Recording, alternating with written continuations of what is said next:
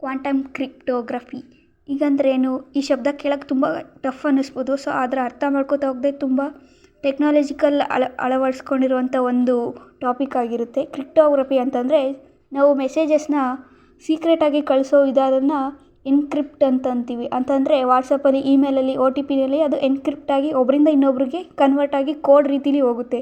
So ಅದನ್ನು ನಾವು cryptography ಅಂತೀವಿ. ಸೊ ಹಾಗಾದರೆ ಕ್ವಾಂಟಮ್ ಕ್ರಿಪ್ಟೋಗ್ರಫಿ ಅಂದರೆ ಬೇರೆನಾ? ಹೌದು, ಇದು ಹೊಸ ಎಕ್ಸ್ಪರ್ಟ್ಸ್ಗಳು ಟ್ರೈ ಮಾಡಿರುವಂಥ ಒಂದು ಹೊಸ ಪ್ರಯತ್ನ ಆಗಿರುತ್ತೆ.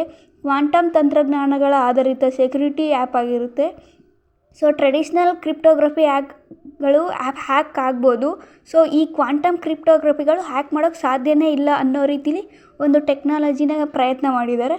ಇದರಲ್ಲಿ ಲೈಟ್ನ ಸಣ್ಣ ಅಣುಗಳು ಅಥವಾ ಪ್ರೋಟಾನ್ಗಳು ಉಪಯೋಗ ಆಗಿರುತ್ತೆ. ಪ್ರತಿಯೊಬ್ಬ ವ್ಯಕ್ತಿಗೆ ಒಂದು ಅಣುವಿನ ಮೂಲಕ ಸೀಕ್ರೆಟ್ ಕೀ ಮೂಲಕ ಕಳಿಸುತ್ತಾರೆ. ಇದು ಮಾಧ್ಯಮದಲ್ಲಿ ಅಥವಾ ಮಧ್ಯದಲ್ಲಿ ಯಾರಾದರೂ ನೋಡಿದ್ರೆ ಅಥವಾ ತಕ್ಷಣ ಅಲರ್ಟ್ ಆಗುತ್ತೆ. ಅಥವಾ ಕ್ವಾಂಟಮ್ ತತ್ವ ಪ್ರಕಾರಗಳಲ್ಲಿ ಯಾರಾದರೂ ಅಣುವನ್ನು ನೋಡಿದ್ರೆ ಅದು ಚೇಂಜಸ್ ಆಗುತ್ತೆ. ಹೀಗಾಗಿ ಯಾವುದೇ ರೀತಿ ಹ್ಯಾಕ್ ಆಗಬಾರ್ದು ಅಥವಾ ಯಾವುದೇ ರೀತಿ ಎನ್ಕ್ರಿಪ್ಟ್ ಆಗಬಾರ್ದು ನಮ್ಮ ಒಂದು ಮೆಸೇಜ್ ಕೋಡು ಅನ್ನೋದಕ್ಕೋಸ್ಕರ ಕ್ವಾಂಟಮ್ ಕ್ರಿಪ್ಟೋಗ್ರಫಿ ಅನ್ನೋ ಒಂದು AI ಟೂಲ್ನ ಯೂಸ್ ಮಾಡ್ತಾರೆ.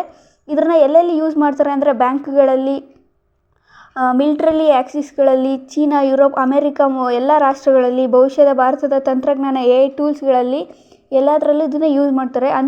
ಇದನ್ನು ಏನಕ್ಕೆ ಯೂಸ್ ಮಾಡ್ತಾರೆ ಅಂತಂದರೆ ಯಾವುದೇ ರೀತಿ ಹ್ಯಾಕಿಂಗ್ ಆಗಬಾರ್ದು ಅಥವಾ ಬ್ಯಾಂಕಿಂಗ್ ಸೆಕ್ಟರ್ಸು, ಇಂಡಿವಿಜುವಲ್ ಇನ್ಫಾರ್ಮೇಷನ್ಸ್ಗಳು ಯಾವುದೇ ರೀತಿ ಹ್ಯಾಕ್ ಆಗಬಾರ್ದು ಅಥವಾ ಅನ್ಲಾಕ್ ಆಗಬಾರ್ದು ಅನ್ನೋ ರೀತಿಲಿ ಕ್ವಾಂಟಮ್